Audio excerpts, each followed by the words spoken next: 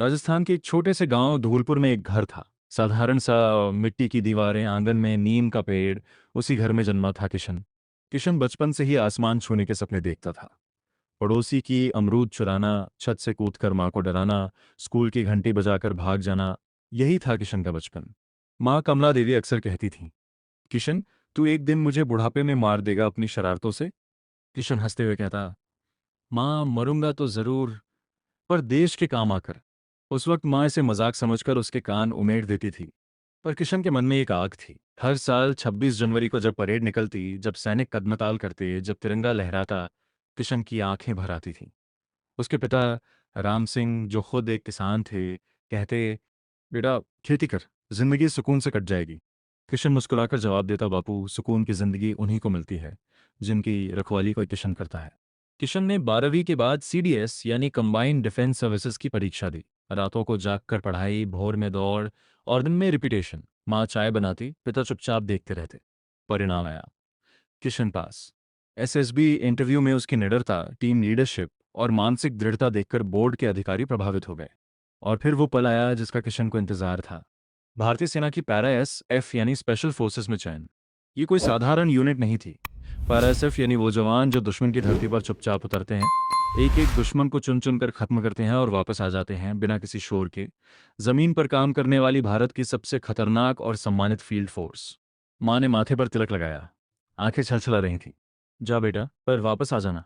किशन ने माँ के पैर छुए और भारत इजराइल के बीच रक्षा सहयोग के तहत पैरा एफ के चुनिंदा जवानों को इजराइल भेजा गया, वहां की सबसे एलीट काउंटर टेररिज्म यूनिट सायरथ मातकल के साथ ज्वाइंट ट्रेनिंग के लिए।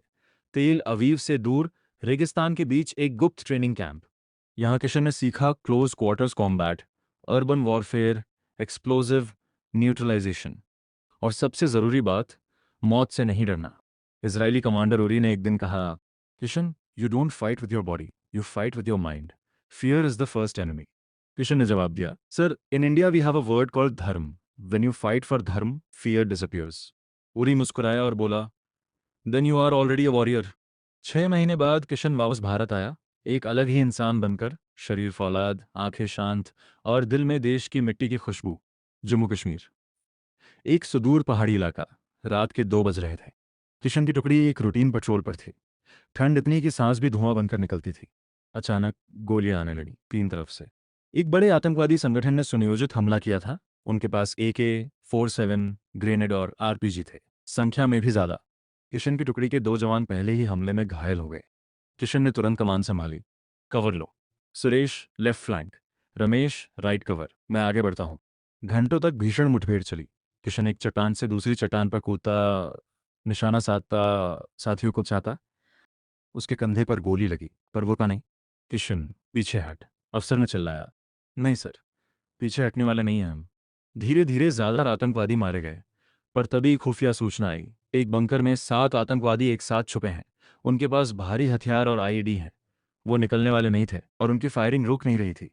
हेलीकॉप्टर का रास्ता बंद, आर्टिलरी का इस्तेमाल नागरिक क्षेत्र पास होने की वजह से संभव नहीं। किशन कुछ देर चुप रहा। फिर उसने अपने साथी रमेश का हाथ थामा और कहा, माँ को बोलना उसका किशन बेकार नहीं गया। रमेश समझ गया। उसकी आंखें भर आईं। किशन, नहीं यार, रो मत। सैनिक रोते नहीं। और जा, पीछे हट जा। किशन ने खुद एक एक्सप्लोसिव चार्ज अपने सीने से बांधा। एक गहरी सांस ली, अपनी जेब से तिरंगा निकाला और एक पल देखता रहा। जय हिंद। और किशन उस बंकर की तरफ दौड़ पड़ा, पूरी ताकत से, पूरी आन से। धमाका। 7 आतंकवादी खत्म, किशन शहीद। पहाड़ों में गूंजती रही उसकी आवाज, जय हिंद। 3 दिन बाद धौलपुर गांव। एक सैन्य वाहन रुका। 2 अधिकारी उतरे, हाथ में तिरंगे में लिपटा ताबूत। पूरा गांव जमा था। औरतें रो रही थीं, बच्चे चुप थे। कमला देवी सामने आई। किसी ने सोचा था वो टूट जाएंगी, पर वो नहीं टूटी। उन्होंने तिरंगे को एक पल देखा, अपने बेटे को महसूस किया, और फिर दोनों हाथ जोड़कर सीधी खड़ी होकर उन्होंने सलाम किया, बिना एक आंसू के। पिता राम सिंह, जो किशन को खेती करने को कहते थे, उन्होंने भी सीना तानकर सलाम किया। उनकी आंखें लाल थीं, पर गाल सूखे। अफसर ने कमला देवी से कहा, माँ जी, आपका बेटा 7 दुश्मनों को अकेले खत्म करके शहीद हुआ। पूरा देश उसका कर्जदार है। माँ ने धीरे से कहा, साहब, मैंने उसे देश को दिया था, देश ने उसे संभाला। वो वापस नहीं आया, इसका दुख नहीं। दुख तब होता जब वो डरकर भागता।